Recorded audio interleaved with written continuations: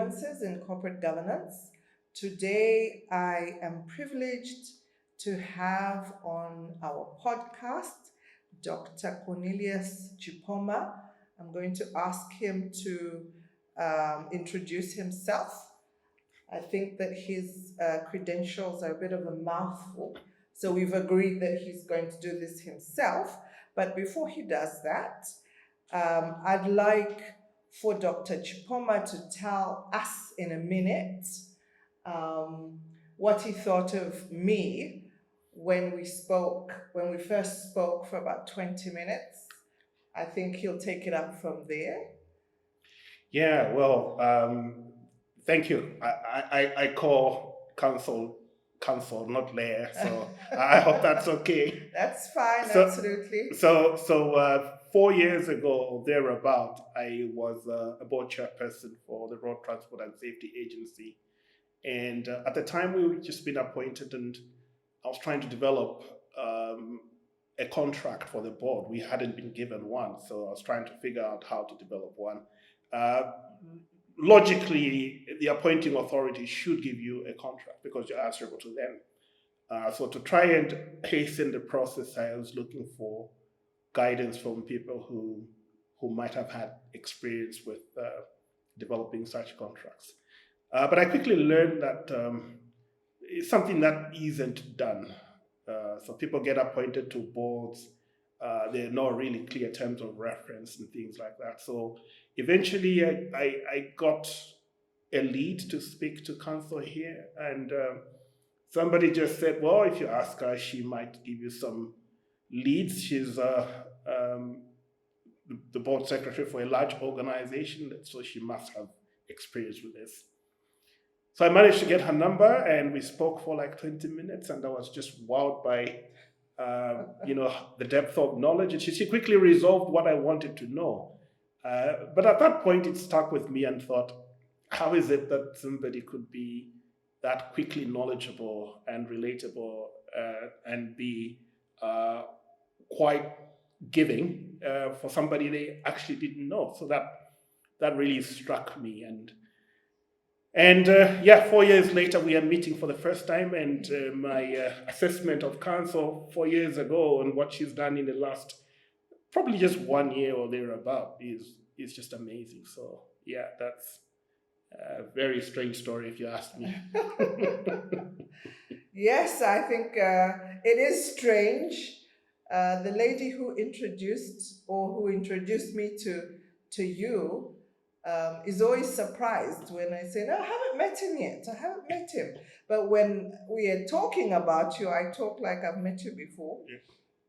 I think we spoke quite frequently for all these 4 years. We don't talk much now because Doc is very busy. I don't know what he's doing. As council too is busy. No, but you're the one who's in. The last time you were in Kosovo, where were you?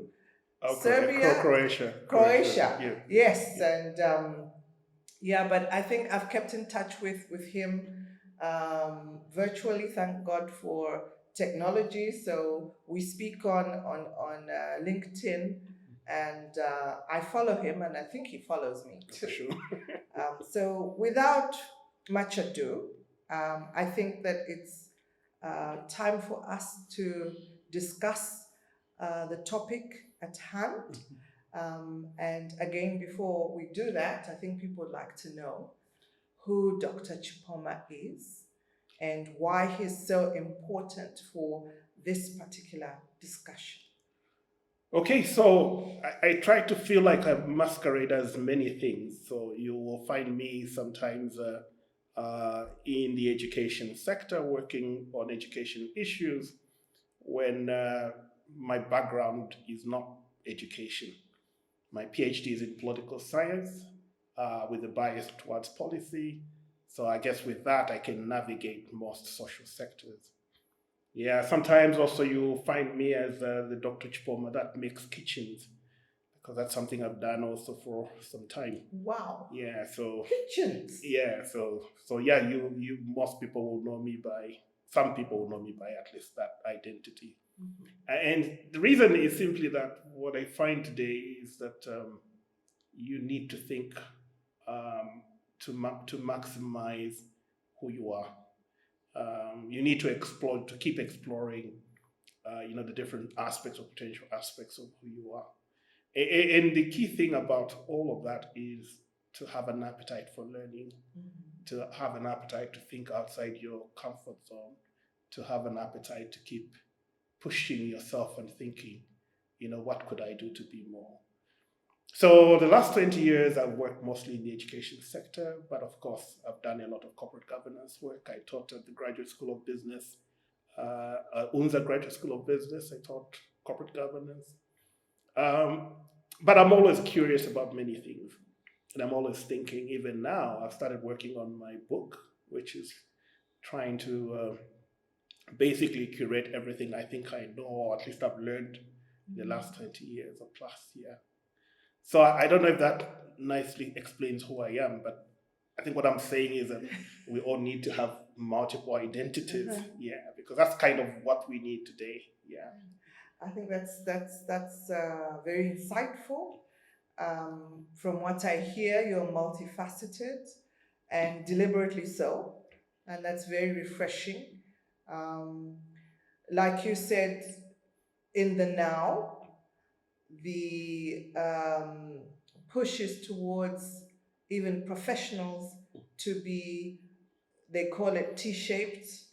You can be a lawyer, but beyond that, you need to be other things. You need to be knowledgeable in other things for you to be able to compete favorably on the market for employers to see you as optimally useful. And speaking of employers in the workplace, today we're going to speak about career development in the workplace.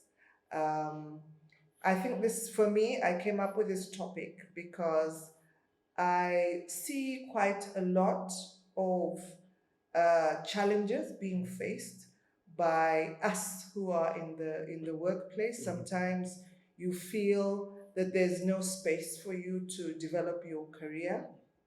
And from what I've seen, and when you ask people, I sense a lot of confusion and maybe a lack of focus on what you're supposed to be doing in the workplace beyond your job description, how you can feel as though you're growing in an organization.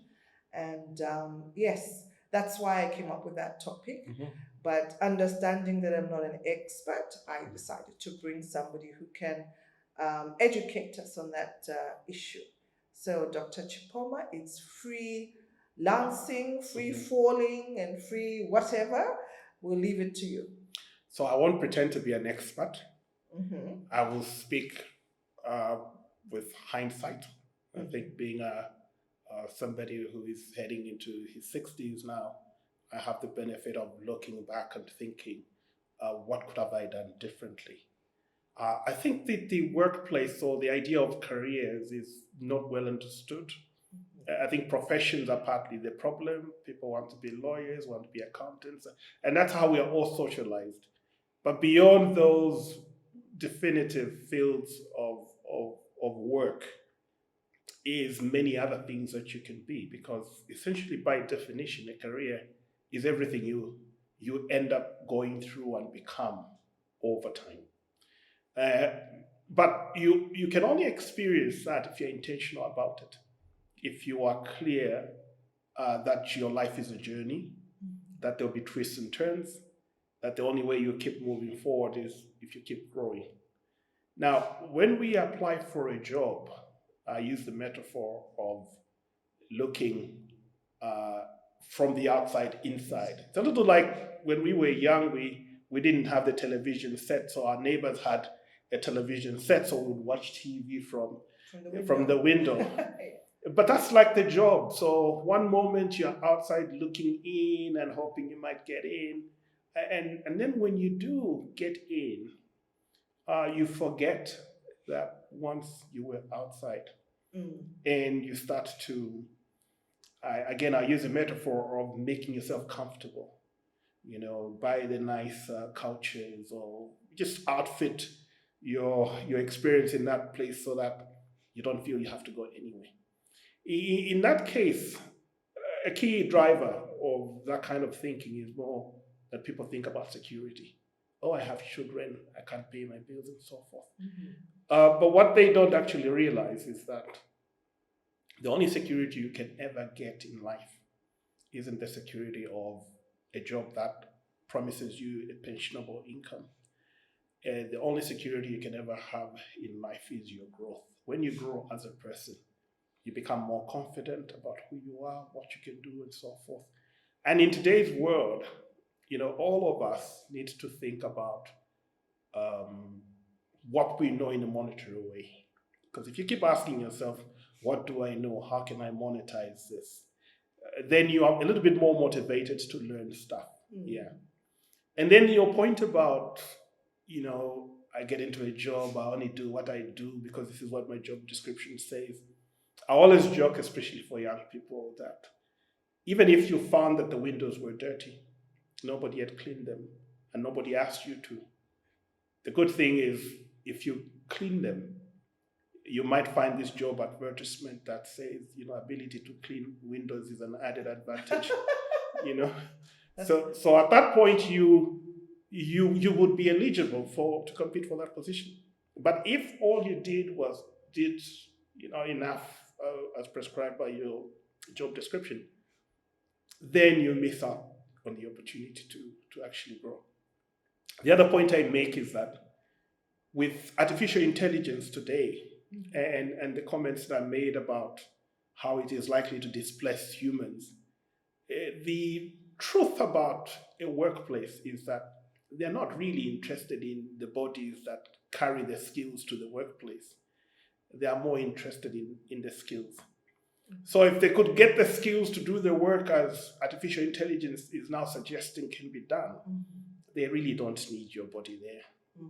So I think a lot of us need to start understanding that the reason that we employed, it's not because of us as bodies.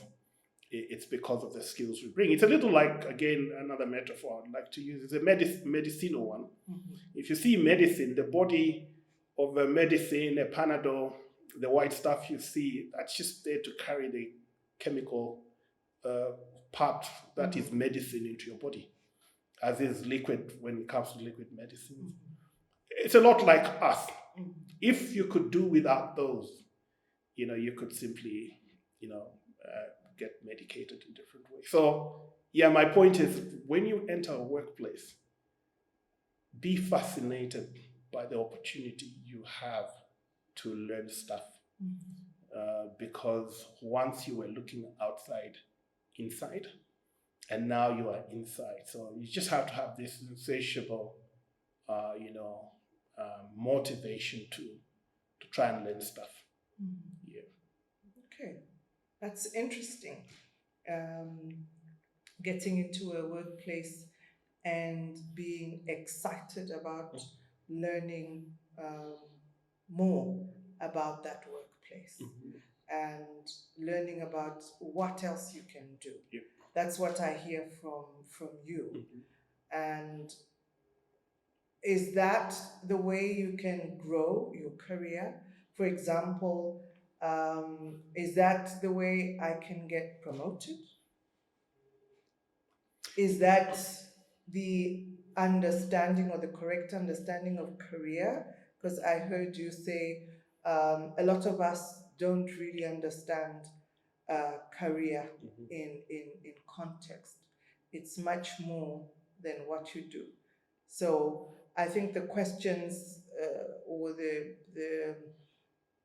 the general question would be, if I follow what you're saying, will I get a promotion?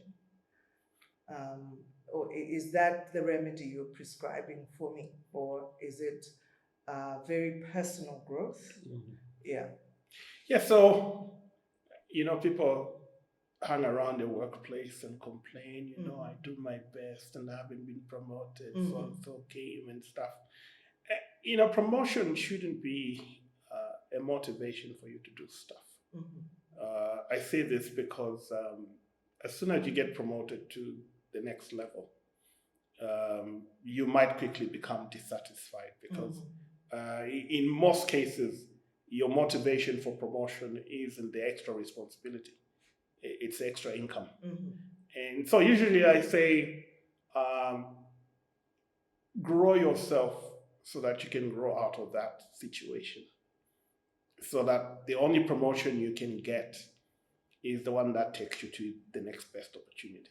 Mm-hmm. And by that I mean that anytime I have gotten a job, and I'll tell you this, my first job was as a graphic artist for Zambia Daily Mail. Mm-hmm.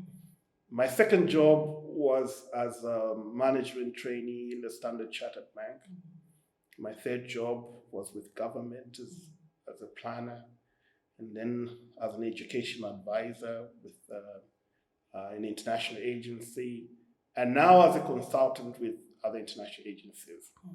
Now, how did I move from being a graphic artist to working in a bank to working in government? So all of that was kind of this vision that I had about what I wanted to be. I was very clear that I wanted to, have a master's degree, and I was very clear that I wanted to have that master's degree from a foreign university. I didn't know how the plan would work out. I was just thinking that needed to happen. Well, a lot of the things that I thought needed to happen, eventually did happen. But so is it chance, or is it that I knew what I was doing? I think my point would be that I was motivated enough to keep believing that I could steer in a particular direction. Now, did I know that I'll be who I am now, that I'll be speaking with you today, that I know what I'll be 10 years from now? No, I don't know.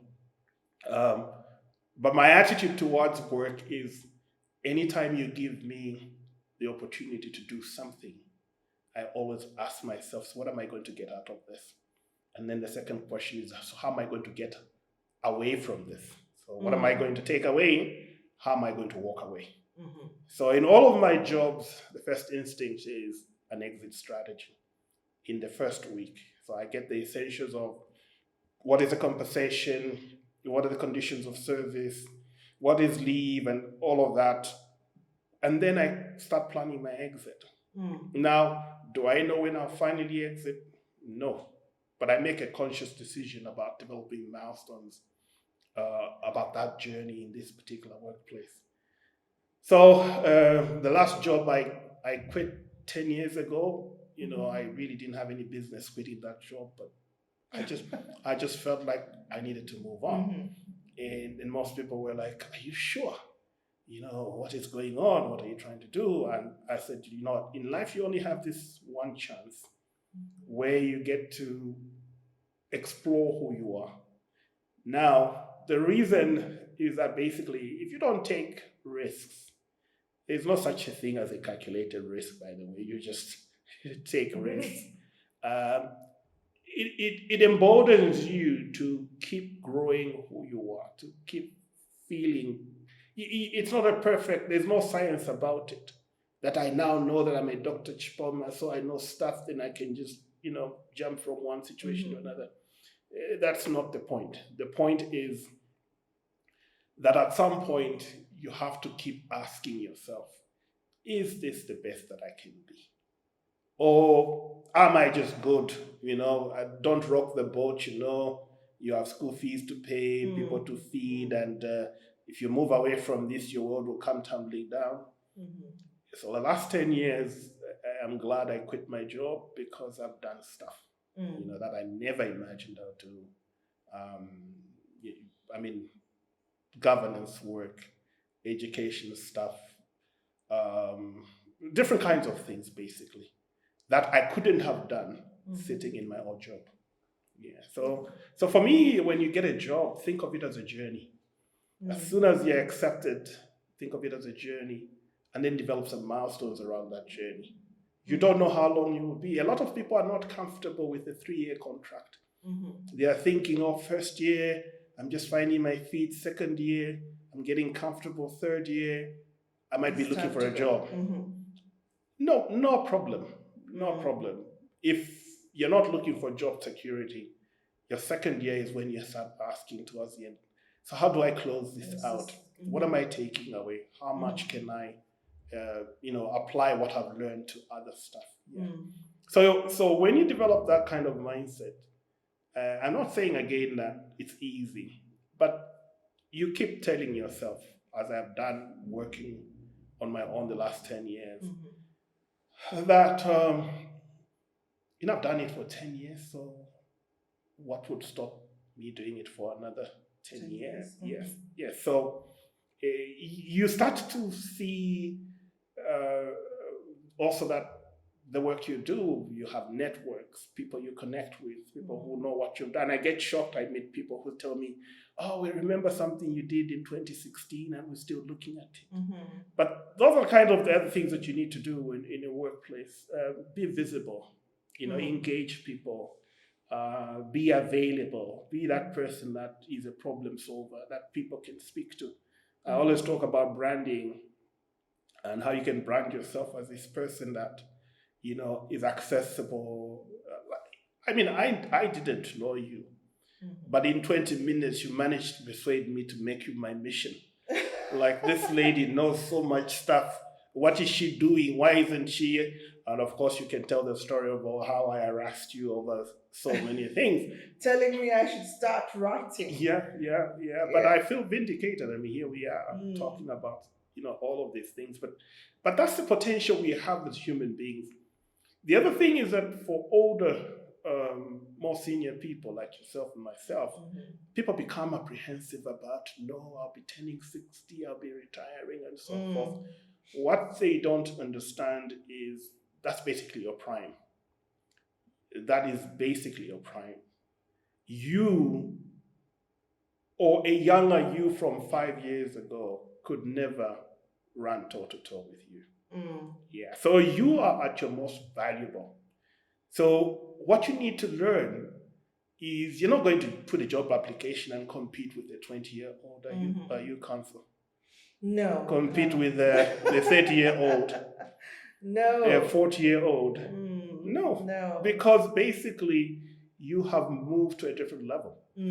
What often happens though is that people don't stop to think about who they are, what they've become, and how they can use that as leverage economically as well. Yeah. So for me, for the younger people, they must look at a trajectory where they are growing. They know, for example, in your 20s, you're just learning stuff. In your 30s, you're beginning to feel confident about a number of things.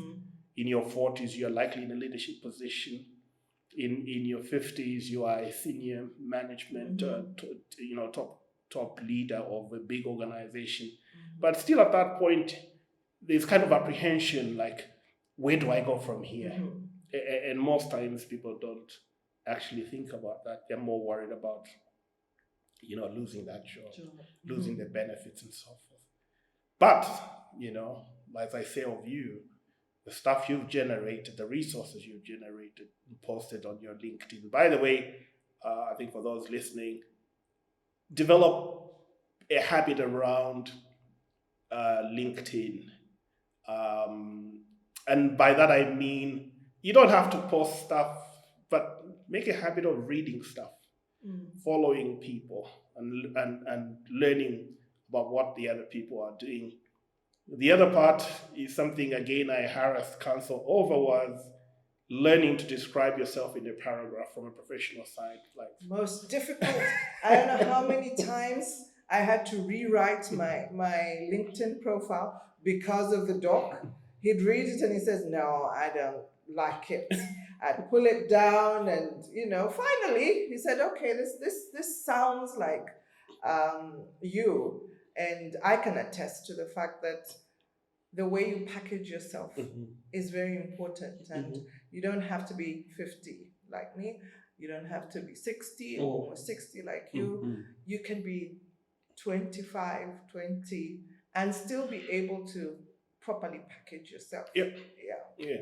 And the thing about describing yourself in a pithy way is you start to learn to appreciate who you are. People will ask you, so who are you? And you can quickly point to the highlights of your professional skills, the things you know, and stuff like that. The other part about knowing to describe who you are is that then you can know where you're falling short and how far do you want to Push yourself. yeah, the funny part for me is that I did a profile about myself where I thought I might be working with different institutions and influencing strategy and policy and stuff. I'd done some of that that led me to describe myself as such, but I hadn't done enough to feel, legitimate about that work. But 10 years down the road, that's mostly the work I do. And what that did was it kind of set a path for me to follow and to validate. But as I said, the more you spend time to ask questions about who you are, the more you decide. And in fact, it's not just about deciding, you have to be intentional. Yeah. If you go into a workplace and all you preoccupy with is, how much money am I going to earn? You basically might miss the opportunity. Yeah. Interesting. I've picked out some powerful words that I think that you have used. Um, for example, the way you have referred to fear of um, looking towards your exit. I think a number of people are not comfortable to even just think about what will happen to them when their contracts expire. And being deliberate, that's another powerful word, intentional about what you are doing in the workplace. What is it that you're taking out of the workplace? Sometimes we find ourselves doing the workhorse things, and we tend to forget that we are there to learn and to get something out of that engagement.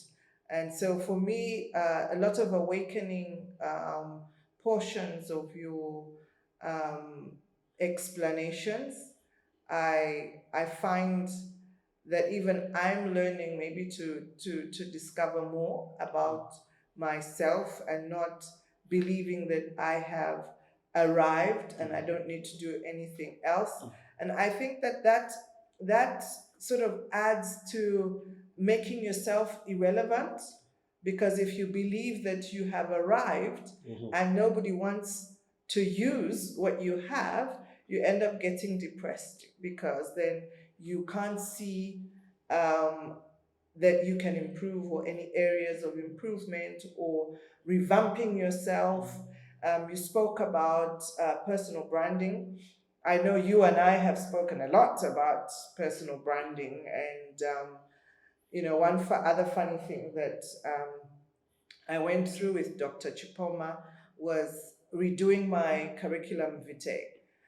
I got to the point where I just said, "This man, please, I've been getting jobs using this CV. There's nothing wrong with this CV." And he kept bashing it and bashing it. I remember he asked me, "So, what value did you bring to this organization beyond saying you worked there?" It's like you're very comfortable to say, "I've worked here, here," but beyond giving a list of where you worked, there's nothing in your CV. And I had to take some time off just to look at my CV. After abandoning I just went quiet on him for months, and I took some quiet time off and tried to take in your comments. Some of them were very brutal, but I just told myself, I'm going to open this thing. I have to be open to the comments. And I finally packaged something, and then I texted him again. "Oh, I'm back with my CV." And I think he didn't respond because he thought I was joking. Then I sent him the CV. He says, "Okay, this is a very good, attempt. He didn't approve it the first time. I think I had to do it 4 more times. But I could see that the comments were reducing with every effort that I made. And I, like you said, I got to know myself by rewriting my CV.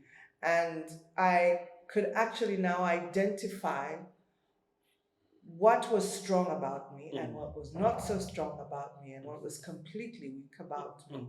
So I wish to thank you personally for taking care of that. Beyond that, people have looked at my CV and asked me who did my CV. And over the years, I have, using what I learned from you, I am able to look at my CV and say my CV is not current. There's some strengths or some skills and attributes that I have acquired that need to be explained in this document. So I agree totally with everything that you have said, and I hope that the viewers and listeners out there have gotten insights on how they should view their careers and how to develop their careers beyond what your employer is saying, because what the employer primarily is looking for is development in its staff for the benefit of the organization. And so, yes, we look at the organization and look at the benefits of the organization, but we are individuals. And what I've learned from you is that you should not ignore the fact that you're an individual with individual goals and an individual focus where you would like to be after your exit. So thank you so much for that. I don't know if you'd like to freelance on anything else. Well, I mean, the point you make is that the CV, notoriously, people only look at it when they're looking for a job. So you don't have to look at it only when you're looking for a job. As your life experiences, your roles, change. Go back and look at it and say, your point about value addition. What value did I bring? So the mistake that people make is that, the CV is just this document that they need when they're looking for a job, and you typically list wherever they've been. And then they think that the other people who look at the CV because it's nice and long, that they will offer them the job. And sometimes it does actually end up like that. But you are doing it for you. And it's not about you. You're doing it to have a record of you. So the second part is growth. An organization that have staff who are not growing is vulnerable. So yes, you might have training programs and stuff like that, but you need people that are really excited about their professional growth. They are not looking to be promoted. They are looking to harness that workplace for their next move. And for me, I'm happy with people moving to their next job. I'm not unhappy about that. So I'm happy to see people who can leverage that position in a positive way to grow. So the CV, the struggles we went through. Unfortunately for me, I feel vindicated because the stuff that you've produced since you started, posting stuff on LinkedIn, the diversity of topics, the use of different resources, the interviews we have. Who could have known, Council, that you'd be doing this? No, not even I would have known. I never thought of myself doing anything beyond me being a lawyer and somebody's wife and a mom. That was going to be some years ago enough for me. So the other arguments we used to have with Council over knowing our value was the money side. And I'll tell Council that it's not about the money. It's about how we feel about our own growth. And I'll tell council that the money won't come tomorrow, Indeed. it will come someday. Mm-hmm. But even before the money comes, just knowing that we can discover who we are, that we can communicate who we are to other people, we start to get this value and value ourselves and start to see more opportunities. So retirement is not a worry. It's imminent in any case, but Indeed. I personally just felt I'd met a person who was so deeply knowledgeable about the area of corporate governance. And I'd say, why isn't she writing? She seems to know so much.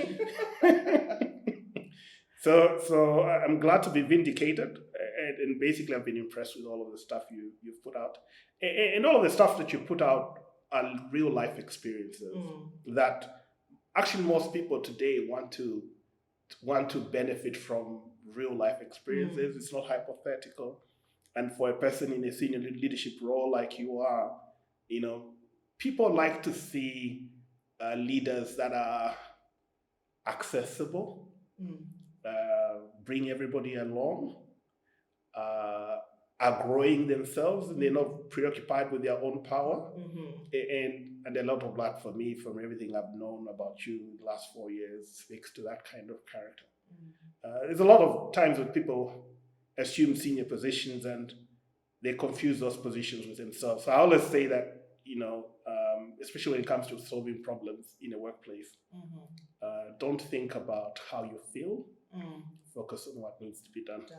Because once you make it about you, then it's a personal thing and it will never get solved. Yeah. So from you, I've learned, and trust me, I've learned. I was just overwhelmed. Like, so am I going to catch up with Kelsey now?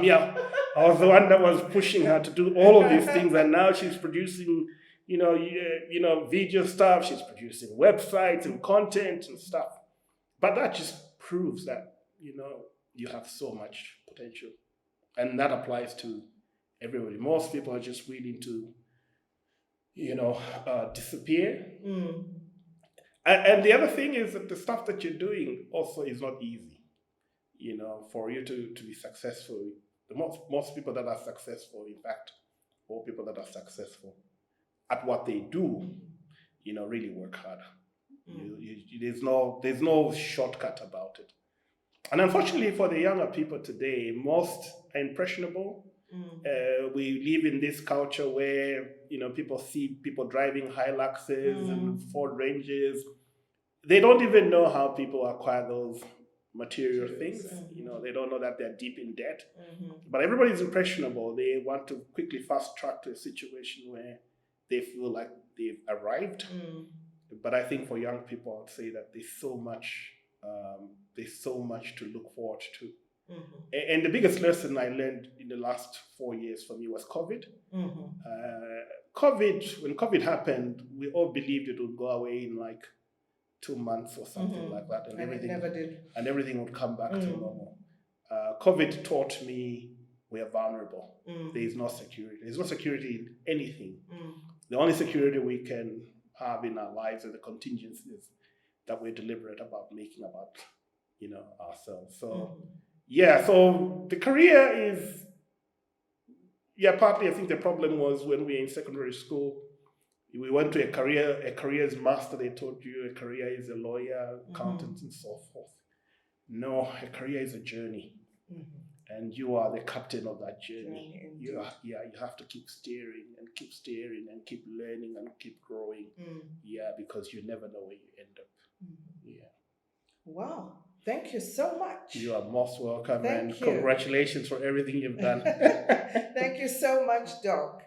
Any closing remarks? No, just thank you. I'm just impressed by everything you've done. I mean, for me, it was like, this is the Unleash the Dragon.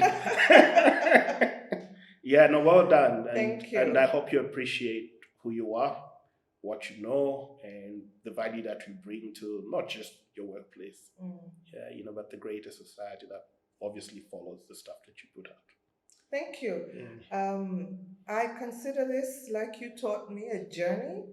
So I continue to discover myself, what I can do what I have to work on to be able to do it.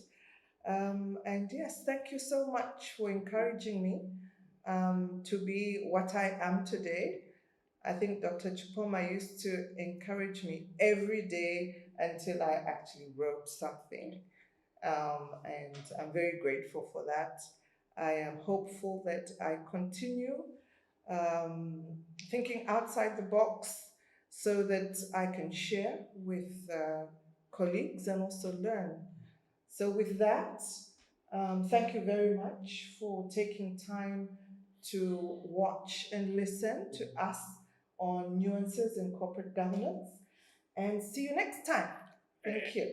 And just to add that Council is a very accomplished woman, and for her to say she's learning stuff just proves that you don't stop learning. And then if you're humble about it, you can grow. Thank you. Thanks, Council. Thank you very much.